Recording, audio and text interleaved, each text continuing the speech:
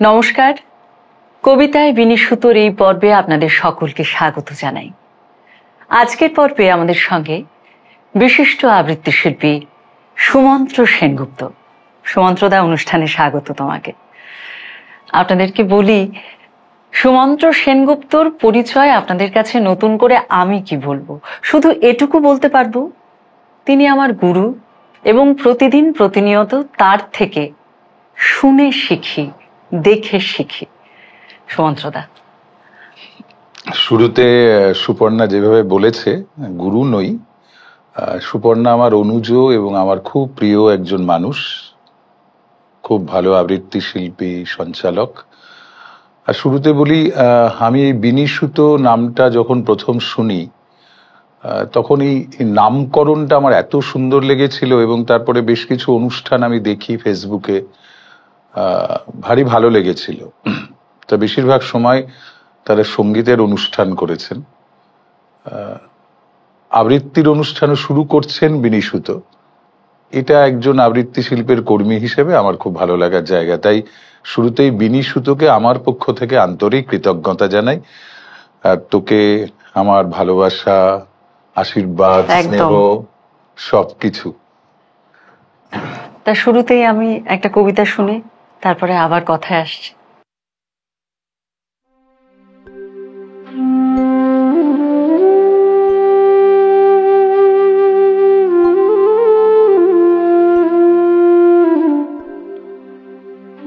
বিপুলায় পৃথিবীর কতটুকু জানি,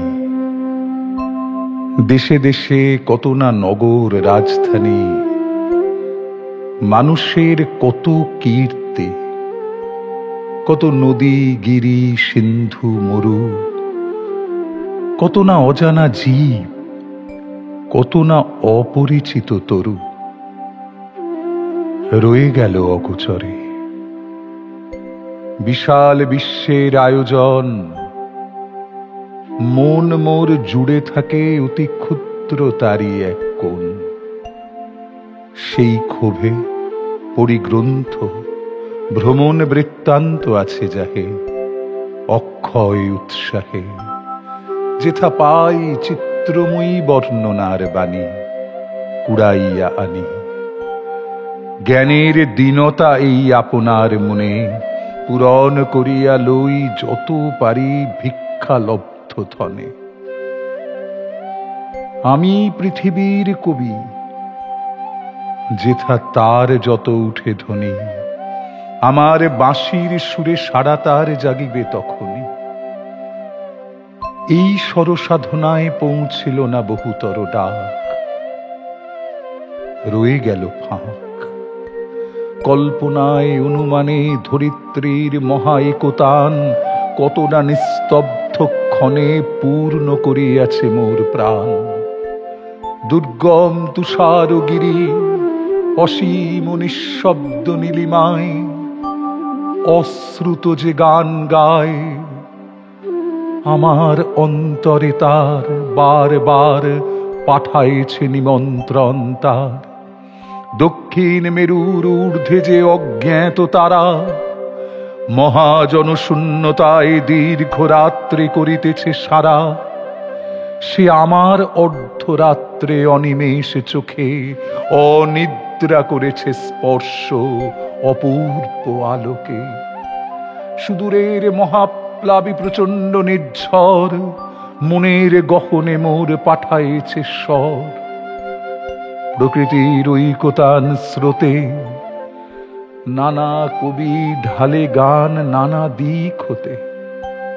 তাদের সবার সাথে আছে মোর এই মাত্র যোগ, সঙ্গ পাই সবাকার, লাভ করি আনন্দের ভোগ। গীত ভারতীর আমি পাইত প্রসাদ, নিখিলের সঙ্গীতের স্বাদ। সবচেয়ে দুর্গম যে মানুষ আপন অন্তরালে, তার পূর্ণ পরিমাপ নাই বাহিরের দেশে কালে। সে অন্তরময়, অন্তর মেশালে তবে তার অন্তরের পরিচয়। পাইনি সর্বত্র তার প্রবেশের দ্বার, বাধা হয়ে আছে মোর বেড়াগুলি জীবন যাত্রা। চাষি খেতে চালাইছে হাল, তাঁতি বসে তাঁত বনে, জেলে ফেলে জাল। বহুদূর প্রসারিত এদের বিচিত্র কর্মভার, তারই পরে ভর দিয়ে চলিতেছে সমস্ত সংসার। অতি ক্ষুদ্র অংশে তার সম্মানের চিরনির্বাসনে সমাজের উচ্চ মঞ্চে বসেছি, সংকীর্ণ বাতায়নে। মাঝে মাঝে গেছি আমি ও পাড়ার প্রাঙ্গণের ধারে। ভিতরে প্রবেশ করি, সে শক্তি ছিল না একেবারে। জীবনে জীবন যোগ করা, না হলে কৃত্রিম পণ্যে ব্যর্থ হয় গানের পসরা। তাই আমি মেনে নিই সে নিন্দার কথা, আমার সুরের অপূর্ণতা। আমার কবিতা জানি আমি গেলেও বিচিত্র পথে হয় নাই সে সর্বত্র গামী। কৃষাণের জীবনের শরিক যে জন, কর্মে ও কথায় সত্য আত্মীয়তা করেছে অর্জন। যে আছে মাটির কাছাকাছি, সে কবির বাণী লাগি কান পেতে আছি। সাহিত্যের আনন্দের ভোজে নিজে যা পারিনি দিতে, নিত্য আমি থাকি তারই খোঁজে। সেটা সত্য হোক, শুধু ভঙ্গি দিয়ে যেন না ভোলায় চোখ। সত্য মূল্য না দিয়েই সাহিত্যের খ্যাতি করা চুরি। ভালো নয়, ভালো নয় নকল সে শৌখিন মজদুরি। এসো কবি, অখ্যাত জনের নির্বাক মনের মর্মের বেদনা যত করিও উদ্ধার। প্রাণহীন দেশেতে গানহীন যেথা চারিধার, অবজ্ঞার তাপে শুষ্ক নিরানন্দ সেই মরুভূমি রসে পূর্ণ করি দাও তুমি। অন্তরেতে যে উৎস তার আছে আপনারই, তাই তুমি দাও তো উদ্বারি। প্রকৃতির ঐকতান সঙ্গীত সভায় এক তারা যাহাদের, তারাও সম্মান যেন পায়। মুখ যারা দুঃখে সুখে, নত শির স্তব্ধ যারা বিশ্বের সম্মুখে। ওগো গুণী, কাছে থেকে দূরে যারা, তাহাদের বাণী যেন শুনি। তুমি থাকো তাহাদের জ্ঞাতি, তোমার খ্যাতিতে তারা পায় যেন আপনারই খ্যাতি। আমি বারংবার তোমারে করিব নমস্কার। কি বলবো, মানে মুগ্ধ হয়ে শোনা ছাড়া তারপরে আমার আর কিছু বলার নেই। আপনারা যারা শুনছেন, আপনারা যারা আমাদের সঙ্গে রয়েছেন, দেখছেন, বুঝতেই পারছেন যে পর্বটা ঠিক কেমন হতে চলেছে। তো আরেকটি যে প্রসঙ্গে আসবো, যে তোমার প্রতিষ্ঠান শঙ্খমালা। আমার নয়, আমাদের প্রতিষ্ঠান। আমাদের প্রতিষ্ঠান শঙ্খমালা, যেখানে প্রতিনিয়ত এই চর্চা হচ্ছে। শুধুমাত্র যে আবৃত্তি শুধু একটা ছোট পরিসরের মধ্যে সেই চর্চাটুকু হচ্ছে না, তার পরিধি আরো বৃহত্তর, আরো দীর্ঘ। সেটা নিয়ে একটু যদি কিছু বল। না, আসলে আমরা শঙ্খমালায় যখন চর্চা শুরু করি অনেকে মিলে, যেহেতু আমি যাদের সঙ্গে চর্চা করি তাদের থেকে আমি একটু বেশি দিন আগে আবৃত্তি জগতে এসেছি বলে আমি ওদের বলি যে আমি যতটুকু পথ এসেছি সেইটুকু পথ তোমাদের বলতে পারি, যে কোথায় খানাখন্দ আছে, কোথায় রাস্তাটা একটু ভাঙা, কোথাও এই রাস্তাটা অতিক্রম করতে গেলে কিভাবে হাঁটতে হবে না দৌড়তে হবে, এই পর্যন্ত বলতে পারি। কিন্তু আমার এই যে সবার সঙ্গে কাজ করতে করতে হঠাৎ মনে হয়েছিল ওই 1999-98 সালে যে আবৃত্তি আমরা প্রধানত একক নৈপুণ্যের শিল্প হিসেবেই দেখে এসেছি। তার সঙ্গে কিছু সহযোগী শিল্পী থাকেন, আবহ থাকে, আলো থাকে, একটা মঞ্চসজ্জা থাকে। তা আমার মনে হয়েছিল যে অনেকে মিলে থিয়েটারের মতন যদি কাজ আবৃত্তিকে প্রধান উপজীব্য করে যদি করা যায়, সেখানে থিয়েটারের কিছু উপাদান থাকবে, সঙ্গীতের কিছু উপাদান থাকবে, এই রকম কাজ আমরা শুরু করি। আমাদের প্রথম বড় কাজ, তার আগে ছোট ছোট কিছু কাজ হয়েছিল। প্রথম বড় কাজ 2004 সালে জলস্রোত কথা কয়, কলকাতা শহরের ইতিহাস নিয়ে, এবং সেটা আমরা মঞ্চে তখন 35 জন করতাম, এবং পুরো প্রযোজনাটা মিলে কলকাতার ইতিহাসকে বিবৃত করা হতো, প্রধানত তার সাংস্কৃতিক বিবর্তন। আর সংস্কৃতির সঙ্গে যেহেতু রাজনৈতিক পরিবর্তনটা অঙ্গাঙ্গিভাবে জড়িত, তাই জন্য সেগুলোও আমাদের ইতিহাসের মধ্যে এসেছিল। তা আমরা তখন সত্যিই বুঝিনি, প্রথম প্রযোজনা হয়েছিল জুলাই মাসে 2004 সালে, যে এই প্রযোজনাটা এতটা জনপ্রিয় হবে। এখনো করছি, মানে 21 বছর জলস্রোত কথা কয় হচ্ছে। মানে লাস্ট যে শোটা হয়েছে সেটা কততম? 90। মানে আর 10টা শো হলেই 100। হ্যাঁ, এবং সবচেয়ে বড় কথা সেটা হলো যে 90টা মঞ্চায়নের মধ্যে শঙ্খমালা নিজেরা ব্যবস্থা করে মঞ্চায়ন করেছে 6 থেকে 7 বার। তার মানে প্রায় 84-83 বার আমরা আমন্ত্রিত হয়ে মঞ্চটা প্রযোজনা করেছি আর কি। সেটা আমাদের কাছে খুব একটা বড় ব্যাপার। একদম একদম। এবং সেক্ষেত্রে আমরা যারা এই মঞ্চায়ন দেখেছি, আমরা জানি কিভাবে শঙ্খমালার ছেলেমেয়েরা সঙ্গে, তুমি তো কান্ডারি থাকছই, কিভাবে তারা বলছে, সেই যে প্রেজেন্টেশন। ওই যে আমি শুরুতেই আপনাদের বললাম যে সুমন্ত্রদার সঙ্গে বসা মানে ওই প্রতিনিয়ত শিখতে পারছি, যেভাবে বলছেন, এই যে স্মৃতি ধরে রাখার বিষয়, সেটা আপনারা যারা দেখেছেন, শঙ্খমালাকে দেখেন, সুমন্ত্রদাকে শোনেন, তারা জানেন, সেটা আর নতুন করে বলার কিছু নেই। পরের কবিতায় যাব এবং তারপরে আরো অনেক তথ্য সুমন্ত্রদার সম্পর্কে, শঙ্খমালা সম্পর্কে জানতে পারবো। দাদা, পরের কবিতা। পরে জীবনানন্দ দাশ, আমার খুব প্রিয় কবিতা। আমি জানি না যে সুপর্ণা শুরুতে স্মৃতির কথা বলেছে তো, আর আমি আজকে এই মুহূর্তে এখানে এসেছি, তার আগের যে সময়টা গেছে 14-15 ঘন্টা, সেটা আমাকে নানা কারণে আর কি মনোসংযোগ করা থেকে দূরে টানছে। তবু চেষ্টা করছি, নানা রকম ঘটনা ঘটেছে গত 10-12 ঘন্টায়। আমার গান কোনদিন শুনিবে না তুমি এসে,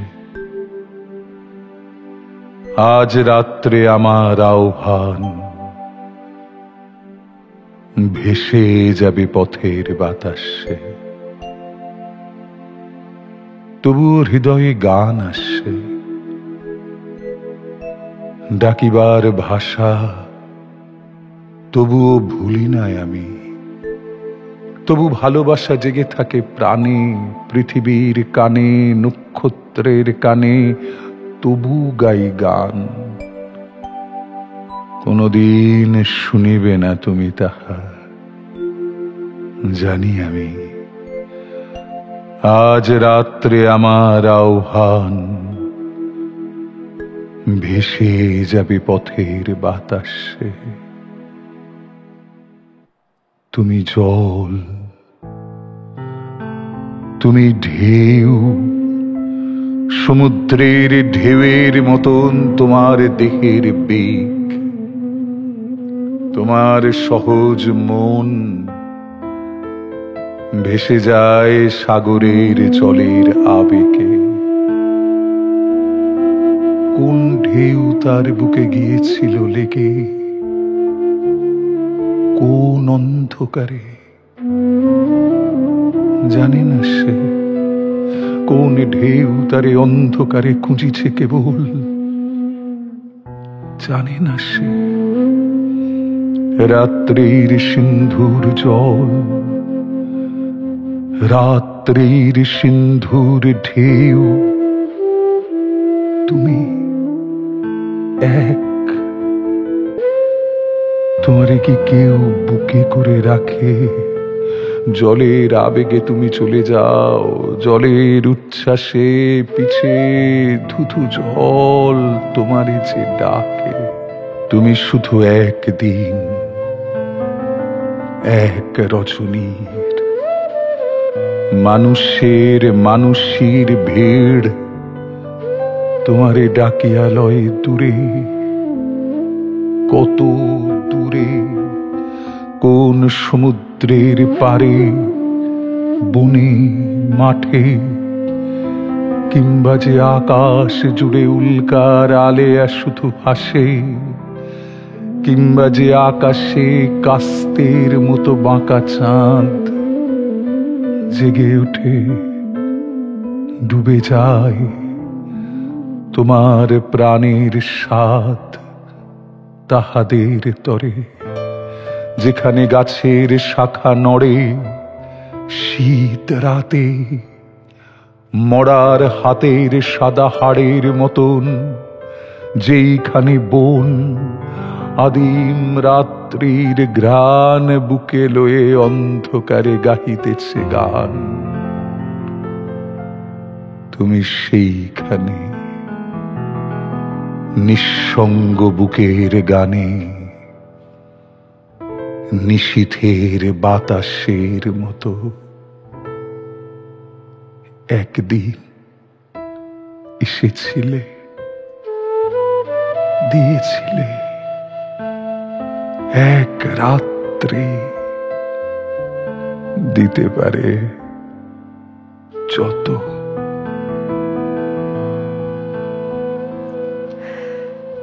আমি যখনই সুমন্ত্রদা আসছে তখন আমি ভেবেছিলাম যে সুমন্ত্রদাকে বলবো যে জীবনানন্দ দাশ কিন্তু শুনবই, এবং দেখুন যে তার নির্বাচনে কিন্তু দ্বিতীয় কবিতাটি উঠে এলো জীবনানন্দ দাশের।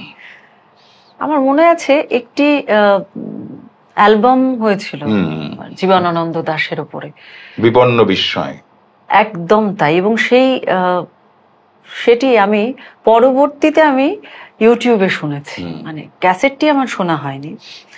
এবং সেখানে এই জীবনানন্দ দাশের এই যে মৃত্যু চেতনা, সেখানে তার যে একটা অদ্ভুত, সেটা শুনতে শুনতেও একটা কিরকম একটা পরিতৃপ্তি বোধ। না, আমি এখন যে কবিতাটা শোনালাম সেটা তো মানে আদ্যপান্ত একটি প্রেমের কবিতা। মানে তুমি শুধু একদিন, এক রজনীর, মানুষের মানুষের ভিড় তোমারে ডাকিয়া লয় দূরে, কত দূরে। মানে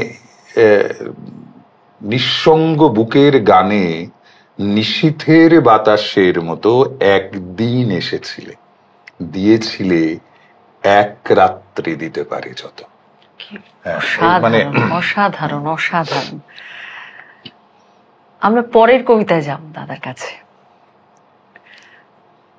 কথা ছিল গল্প হবে বেশি, কবিতা হবে কম, ঠিক উল্টো হচ্ছে। না, বিষয়টা হচ্ছে সুমন্ত্র সেনগুপ্ত যখন পাশে বসবেন তখন সেটি একেবারে ক্রমাগত কবিতাই আসবে, সেটাই স্বাভাবিক। এটা তোমার কাছে আমাদের আবদার।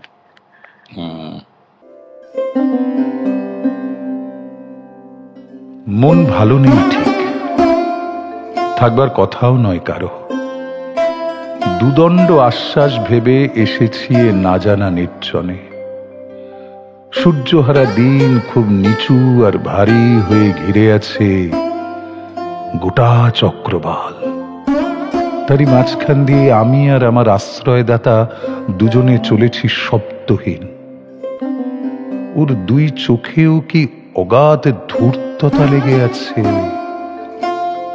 হাসি হাসি ঠোঁট, তবু মনে হয় যেন ঠিক হাসি না। স্বস্তি ফেরাবার জন্য বলে উঠি, এখানে কি নদী নেই? কোনো নদী? নদী দেখতে চাও? তবে এসো। কঠোর বর্তুল মুঠো চাপটে নিল ক্ষীণ কবজিখানা, বেহুশ বেদম টানে পা দুখানা ছিটকে যাচ্ছে তল থেকে আরো নিচু তলে। এখানে আসবার আগে সব আশা ছেড়ে এসেছ তো? জিজ্ঞাসা করেন কানে কানে। পায়ে পায়ে বাবলা কাঁটা, গায়ে গায়ে ঘর্ষ লাগে শুধু জটা জালে। জটিল পুরনো জড়ানো শুকনো শাখা। হঠাৎ তর্জনী তার ভৌতিক দীর্ঘতা পেল যেন, বহু তলে নেমে গেল আরণ্য ঘনতা ছিঁড়ে খুঁড়ে। বাজখাই শটটি বলল, দেখো। দেখি দেখি যে উদ্ধত দুই কাঁটার পাহাড় দুই দিকে, আর তারই মাঝখানে ছুটেছে গর্জনশীল জবা রঙা বিকট প্রবাহ এক, কখনো বা বেগুনি যেন জামা খোলা চাম। ফুৎকারে ফুৎকারে কর্কট বৃশ্চিক জলালুকা ঘিরে ফেলছে শূন্য তল। তারই তাপে পুড়ে যাচ্ছি আমি দূর থেকে। চিৎকার শব্দে বলে উঠি, এ নদী নয়, এ নদী না। আর তিনি বিশ্বকেন্দ্র থেকে বিশ্ব পরিধিতে, এই হচ্ছে একমাত্র নদী। দেখতে চাই না, দেখতে চাই না, আর দেখতে তো হবেই সব। না দেখে পালাবে কোথায় আত্মহারা? এত দূরে এসে উৎস জানবে না তা কি হয়? এসো, সঙ্গে এসো। দেখো ইচে, পাহাড় ভেবেছ যাকে, সে তো শুধু দিবাহীন বিবাহহীন নগ্নকায় কিশোর কিশোরী যত, আর যত পঙ্গু শিশু দল, ওদেরই সারাত সার নিয়ে ধাইছে এই বেগবতী নদী। কোথাও থাকবে না ওরা, আর থাকবে না নবীন প্রজনন, জন্মাবে না কেউ কোনোখানে। থাকবে শুধু এই মহাস্রোত। এসো, এরই প্রবাহতে মুখ ধুয়ে নাও এ বিরলে। জানতেও পারবে না কেউ পা। দুই হাতে অঞ্জলি বেঁধে সারা রাত সেই জল পান করে আমি আজ নীল।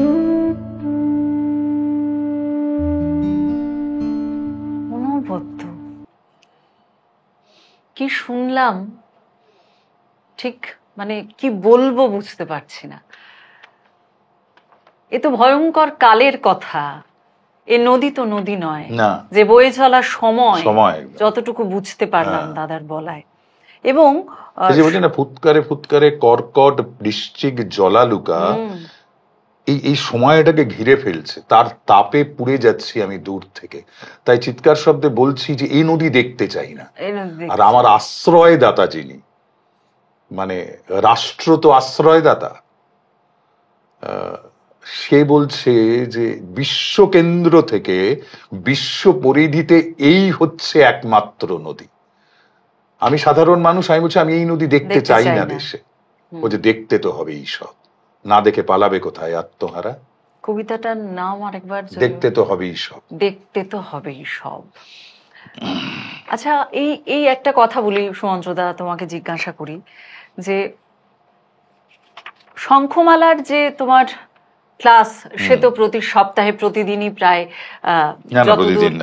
প্রায় প্রতিদিন হয়। এবং আমি যেটা জিজ্ঞাসা করছি তোমায়, যে এর পরে যে নিজের যে চর্চা, নিজের জন্য সময় বের করা, তুমি প্রতিদিন কবিতা যাপন করো, প্রতিদিন তোমার এর আগে আমি সুমন্ত্রদাকে যতদিন চিনি আমি জানি যে দীর্ঘ বছর তুমি চাকরি করেছো, এবং সেই সঙ্গে প্যারালালি তোমার কিন্তু এই চর্চা চলেছে। এবং তুমি বললে জলস্রোত কথা কয় 99 সাল 98 না, প্রথম মঞ্চায়ন আমরা ওই রকম ধরনের কাজ শুরু করেছি 2099-98, যার নাম আমরা শ্রুতি দৃশ্যায়ন 1999, আর জলস্রোতের প্রথম মঞ্চায়ন 2004।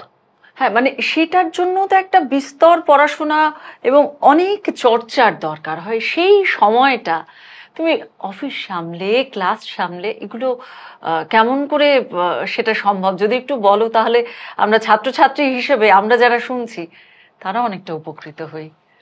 আসলে কি জানিস তো, সেটা হলো যে আমি মনে করি যে ঈশ্বর এক বিষয়ে সাম্যবাদী। যে লেনিনকে বিপ্লব করার জন্য দিনে 24 ঘন্টা দিয়েছিলেন, একজন পথের ভিখারিকেও জীবনে 24 ঘন্টা দিয়েছেন। ফলে একটা মানুষ 24 ঘন্টার মধ্যে কত কিছু করতে পারে।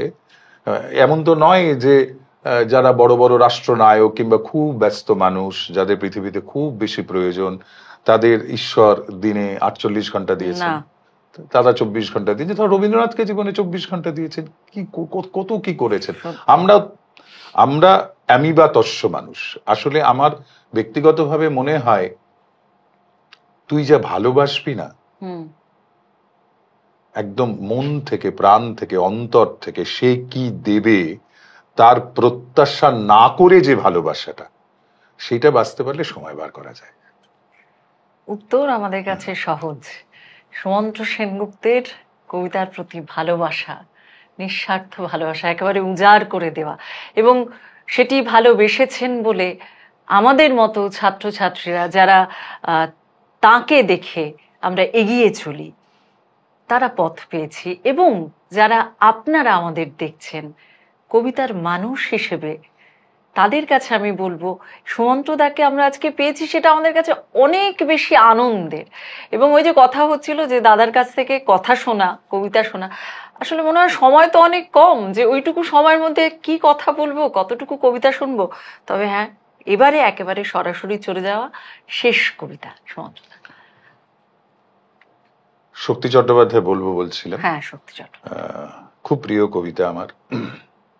এটাতেও না, মানে একটা সময়কে ধরা আছে, যে সময়টাকে ধরা আছে সেই সময়টা আমরা এখনো দেখতে পাই। কারণ এখনো তো পা থেকে মাথা পর্যন্ত টলমল করে, দেয়ালে দেয়াল, কার্নিশে কার্নিশ, ফুটপাত বদল হয় মধ্যরাতে,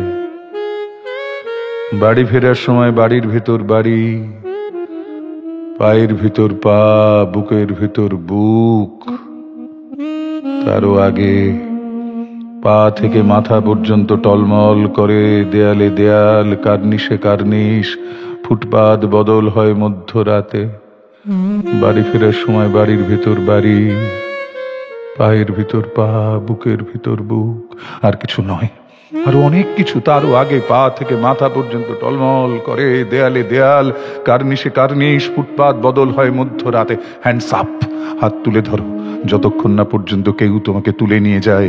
কালো গাড়ির ভেতরে আবার কালো গাড়ি, তার ভেতরে সারবন্দি জানলা, দরজা, গোরস্থান, কঙ্কালের ভেতরে সাদা ঘুণ, ঘুণের ভেতরে জীবন, জীবনের ভেতরে মৃত্যু, সুতরাং মৃত্যুর ভেতরে মৃত্যু, আর কিছু নয়। তারও আগে পা থেকে মাথা পর্যন্ত টলমল টলমল করে, দেয়ালে দেয়াল, কার্নিশে কার্নিশ, ফুটপাত বদল হয় মধ্যরাতে, বাড়ি ফেরার সময় বাড়ির ভেতর বাড়ি, পায়ের ভিতর পা, বুকের ভেতর বুক, আর কিছু নয়।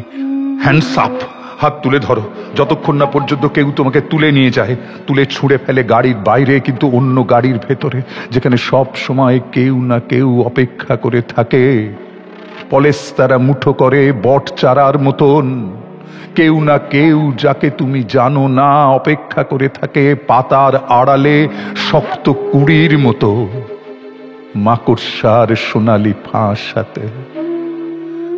মালা তোমাকে পরিয়ে দেবে তোমার বিবাহ মধ্যরাতে, তারও আগে পা থেকে মাথা পর্যন্ত টলমল করে, দেয়ালে দেয়াল, কার্নিশে কার্নিশ, ফুটপাত বদল হয় মধ্যরাতে, বাড়ি ফেরার সময় বাড়ির ভেতর বাড়ি, পায়ের ভিতর পা, বুকের ভিতর বুক। মনে করো গাড়ি রেখে স্টেশন দৌড়চ্ছে, নিবন্ত ডুমের পাশে তারার আলো। মনে করো জুতো হাঁটছে, পা রয়েছে স্থির, আকাশ পাতাল, এতল বেতল।